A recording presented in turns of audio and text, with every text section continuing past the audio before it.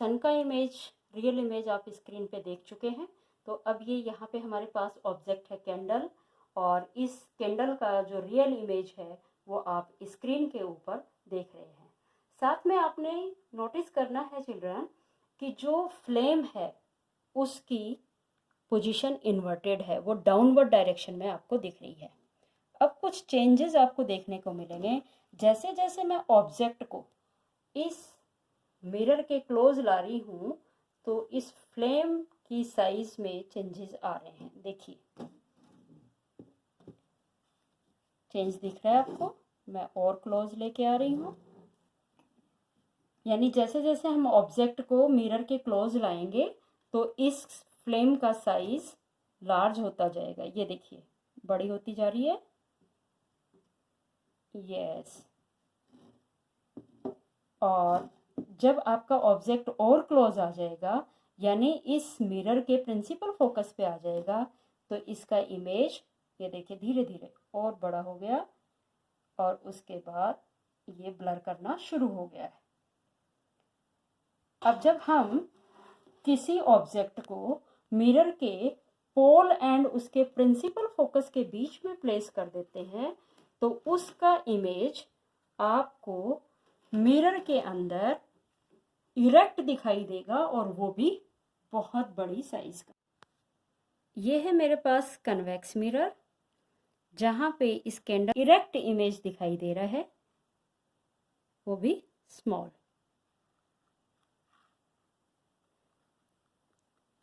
Convex mirror से हम candle के इमेज को स्क्रीन के ऊपर नहीं ले सकते।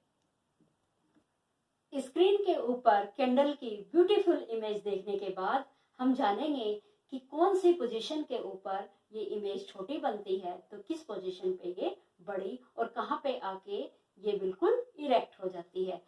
तो चिल्ड्रन, कनकेव मिरर के कॉन्टेक्स्ट में हमें 6 पोजीशंस पे ऑब्जेक्ट को प्लेस करना होगा, और वहां पे हम उसके इमेजेस को देख सकते हैं।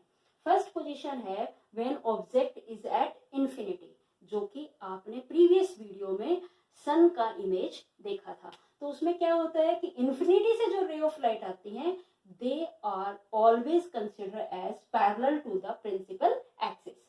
जो इंफिनिटी से रे ऑफ लाइट आ रही है प्रिंसिपल एक्सिस के पैरेलल आती हैं। और प्रीवियस वीडियो में आपने यह भी जाना कि जो रे ऑफ लाइट पैरेलल आके इंसिडेंट हो रही है, after reflection it will pass through the principal focus. एक और आ रही है तो रिफ्लेक्शन के बाद यहां से चली गई। मीन्स कि जब आपका ऑब्जेक्ट इंफिनिटी पे है तो उसका इमेज कहां पे बनेगा? प्रिंसिपल फोकस पे। और अब इस इमेज की डिस्क्रिप्शन लिखने के लिए आपको 3 बातों का ध्यान रखना है। First is position, second is size, and third is nature. 3 बातें इस इमेज की डिस्क्रिप्शन में आपको लिखनी पड़ेंगी। फर्स्ट पोजीशन कि कहां बना है, सेकंड उसकी साइज क्या है, एंड थर्ड इज नेचर। बस इतना सा आपको याद रखना है। अब ये देखकर आप डायग्राम देख के ये तो समझ ही गए होंगे। अब कोई और एक रे और ले लीजिए, ये भी रिफ्लेक्शन के बाद यहां से निकलेगी। एक रे और लेंगे, ये भी रिफ्लेक्शन के बाद प्रिंसिपल फोकस पे हो आके ये सारी एक दूसरे को इंटरसेक्ट कर रही है। तो पोजीशन कहां बनी इसकी, इमेज कहां बना आपका? Image at F, principal focus, size point size, and nature होती है बच्चों इसकी रियल एंड इन्वर्टेड। क्या होएगी? Real and inverted. यानी सेकंड लोकेशन क्या है? When object is beyond C. Object को हमने कहां पे रखा? Beyond C. तो ये कैंडल को मैंने बियॉन्ड सी रखा है। जो रे ऑफ लाइट पैरेलल आ रही है, लॉज ऑफ रिफ्लेक्शन यहाँ पे एप्लीकेबल होंगे, प्रिंसिपल फोकस में से होके स्ट्राइक कर दी। 3 और रेज हैं, इनमें से आप कोई सी भी ले सकते हैं। तो आपकी याददाश्त के लिए सीधा आप प्रिंसिपल फोकस से आप इसके ऊपर करवा सकते हैं।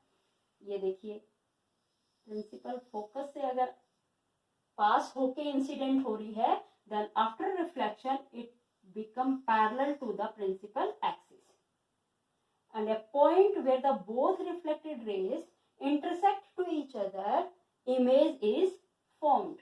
तो यहाँ पे आपका इमेज बन गया। अब ये जो इमेज बना है, इमेज, इसकी डिस्क्रिप्शन कैसे लिखेंगे? फर्स्ट वही पोजीशन कहाँ आई है? Between C and F।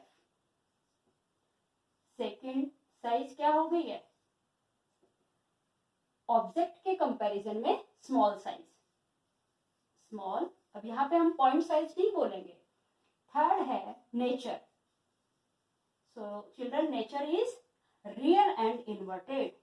Real and inverted. Inverted का मतलब, आप देखिए, आपने देखा भी है कि कैंडल की फ्लेम बिल्कुल उसके अंदर इन्वर्टेड दिख रही थी, आपको उल्टी दिख रही थी, इन्वर्टेड। तो जो भी रियल इमेज होएगा वो हमेशा इन्वर्टेड होता है, इस बात को भी आपने ध्यान रखना है। अब थर्ड पोजीशन ऑब्जेक्ट को हम कहाँ लोकेट करें? देखिए, पहले इन्फिनिटी पे था, इन्फिनिटी से हम कहाँ लेके आए? Beyond C. अब हम कहाँ प्लेस करेंगे उसको? At C. तो सी के ऊपर जैसे ही आप ऑब्जेक्ट को रखेंगे, इमेज देखिएगा कहाँ बनेगी। ये पी एफ सी मार्क करना है और आपने ऑब्जेक्ट को यहाँ प्लेस किया। तो जो रे ऑफ लाइट पैरेलल आ रही है, आफ्टर रिफ्लेक्शन कहाँ से होके पास होएगी? प्रिंसिपल फोकस से, राइट। और जो प्रिंसिपल फोकस से स्ट्राइक कर रही है, after reflection become parallel to the principal axis. और जहां पे दोनों ये रिफ्लेक्टेड रेज एक दूसरे को इंटरसेक्ट करती हैं, वहां पे बन जाता है इमेज। तो अब इसकी आप पोजीशन बता सकते हैं। इमेज कहाँ बना? पोजीशन क्या है ये इसकी?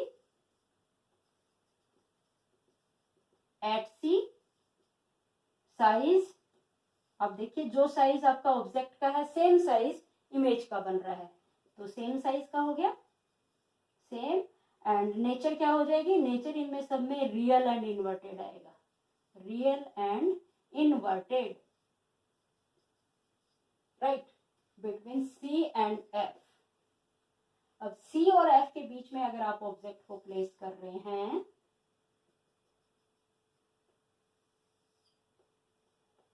ये F है, ये C है,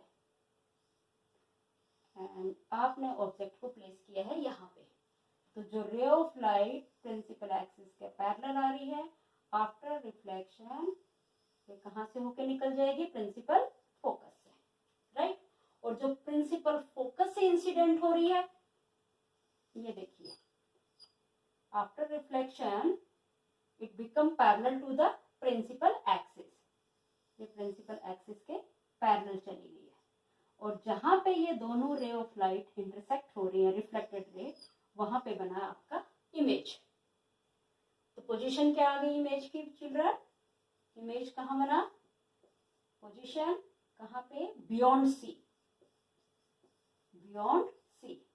साइज, जरा ध्यान से देखिए, ऑब्जेक्ट आपका इतना है तो इमेज इतना बड़ा बन गया है, तो लार्जर देन ऑब्जेक्ट,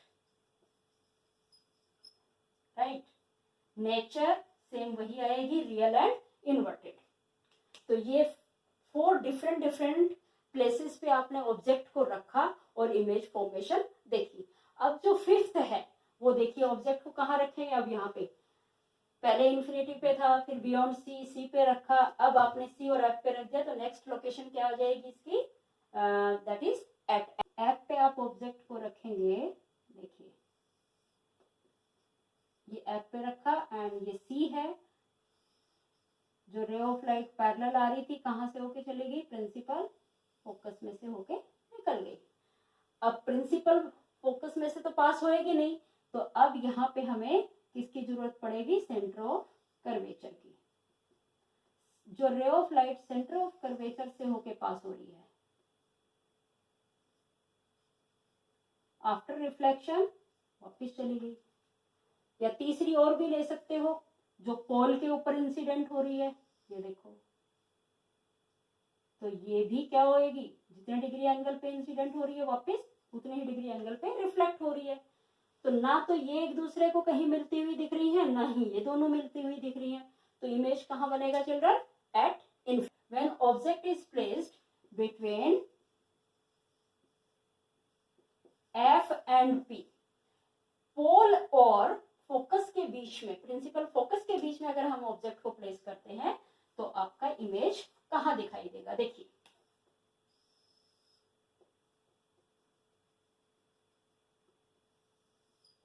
ये F and this is C, object आपका है यहाँ पे। तो जो रे ऑफ लाइट पैरेलल आई थी वो तो प्रिंसिपल फोकस में से होके पास हो गई है, ये प्रिंसिपल फोकस में से होके चली गई है। अब दूसरी ना प्रिंसिपल फोकस में से लेके आ सकते हैं, तो हम दूसरी किससे लेके आएंगे? सेंटर ऑफ कर्वेचर से। और सेंटर ऑफ कर्वेचर से आने वाली रे ऑफ लाइट आफ्टर रिफ्लेक्टेड क्या होती है? सेम पाथ पे चली जाती है। तो ये आगे चली गई और ये इधर जा रही है, यानी कि धीरे धीरे ये रे ऑफ लाइट डाइवर्ज हो रही है। तो कहीं पे भी मिलने के इनके कोई चांसेस नहीं है। तो दोनों रिफ्लेक्टेड रेज को अगर हम बैकवर्ड डायरेक्शन में रेज करते हैं, यस, इसको भी पीछे लेके जाइए और इसको भी लेके जाइए, और ये प्रिंसिपल एक्सिस को भी आप पीछे लेके गए, तो these are appear to coming from here. तो यहाँ पे आप ऑब्जेक्ट का लार्ज साइज का इरेक्ट इमेज सीधा देख रहे हैं। अभी तक आप क्या देखते आए थे? इन्वर्टेड, उल्टा देखते आए थे। तो क्या बन जाएगा? अब इसकी पोजीशन कहाँ आई? Beyond mirror. साइज क्या हो जाएगी? लार्ज। एंड नेचर क्या होगी बच्चों? Virtual and erect. Virtual and erect आपने प्लेन मिरर में भी देखा था, तो लेकिन वहां पे क्या था? प्लेन मिरर में साइज सेम था ऑब्जेक्ट के, और यहाँ पे साइज बड़ा हो रहा है। तो जब भी मिरर के अंदर आपको कोई इमेज दिखाई देती है, आप समझिएगा कि वो वर्चुअल इमेज है। ये क्लियर हो गया? अब हम बात करेंगे कन्वेक्स मिरर से इमेज फॉर्मेशन की। कन्वेक्स मिरर से देखिए, when object is placed at infinity, अगर ऑब्जेक्ट आपका इंफिनिटी पे है, ये आपका कन्वेक्स मिरर है। जो ray of light principal axis के पैरेलल आएगी, वो सेम लॉज ऑफ रिफ्लेक्शन को फॉलो करेगी कि आफ्टर रिफ्लेक्शन ये डाइवर्ज होगी, क्योंकि इस मिरर की नेचर, कन्वेक्स मिरर की नेचर क्या है? डाइवर्जिंग। तो ये डाइवर्ज हो गई है। बट अगर हम इस रिफ्लेक्टेड रे को बैकवर्ड डायरेक्शन में इधर से रेज करने की कोशिश करते हैं, तो क्या लगती है? It appear to diverge from this point, right? Same दूसरी रे ऑफ लेके आइए, ये इधर डाइवर्ज हो गई है, and it is also appear to diverge from the this point. So the image will be formed at F. Object कहाँ है? इंफिनिटी पे। तो इमेज कहाँ बनेगा आपका? पोजीशन क्या हो जाएगी? At F. Size, point size, size, and nature हो जाएगी बेटे virtual and erect. Point size है वर्चुअल एंड इरेक्ट। अब कनकेव मिरर में आपने 6 पोजीशन पे ऑब्जेक्ट को प्लेस किया था, लेकिन कन्वेक्स मिरर में आपको सिर्फ 2 ही पोजीशन पे प्लेस करोगे। अब सेकंड पोजीशन आप इंफिनिटी और पोल के बीच में जहां मर्जी आप ऑब्जेक्ट को प्लेस कीजिए, आपका इमेज हमेशा एक ही जगह। When object is placed between infinity and pole, ठीक है? तो इमेज कहां बनेगा? देखिए, अब दिखाते हैं आपको। अगर आपने इंफिनिटी और पोल के बीच में ऑब्जेक्ट को प्लेस किया है, ये प्रिंसिपल एक्सिस है, ये centre of curvature, this is F, and आपने ऑब्जेक्ट को यहाँ प्लेस कर दिया है, तो जो ray of light principal axis के पैरेलल आएगी, आफ्टर रिफ्लेक्शन डाइवर्ज हो जाएगी, and it appear to diverge from the principal focus. अब second ray of light, if it is directed towards the center of curvature, centre of curvature की तरफ divert हो रही है, डायरेक्ट हो रही है, तो वापस इसी पाथ पे चली जाती है. And a point where both reflected rays appear to intersect to each other, image will be formed.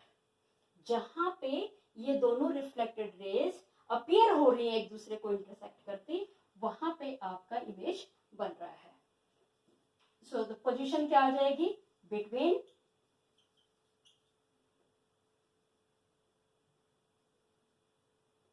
F and P. Image कहां बना आपका, हमेशा F और P के बीच में बनेगा. साइज स्मॉल, साइज हो जाएगी इसमें स्मॉल, एंड नेचर हो जाएगी बेटा virtual and erect, virtual and erect. तो यानी आप जहां मर्जी ऑब्जेक्ट को प्लेस कीजिए, कन्वेक्स मिरर के सामने इमेज हमेशा आपका P और F के बीच में बनेगा. That is virtual and erect, and always small in size with respect to object. तो इस वीडियो में ये इमेज फॉर्मेशन ही है. आई थिंक सारे इमेज फॉर्मेशन आपको क्लियर हो गई होंगी.